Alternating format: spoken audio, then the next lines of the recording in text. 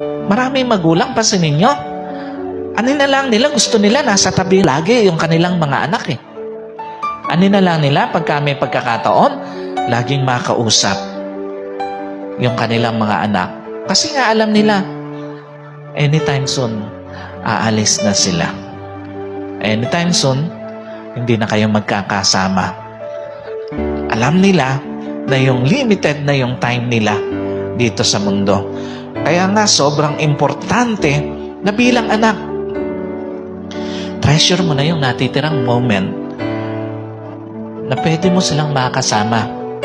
Habang kaya pa nilang maramdaman yung pangarap mo, iparamdam mo na sa mga magulang mo. Habang kaya pa nilang maramdaman yung pagkalinga mo, lingapin mo na mga magulang mo. Hindi ibig sabihin na malakas sila, di mo na nilingapin, di nila kailangan yung paglingap mo. No. Yun kang malakas na malakas, kausap mo ngayon. Mamaya pala, uuwi na sa Panginoon.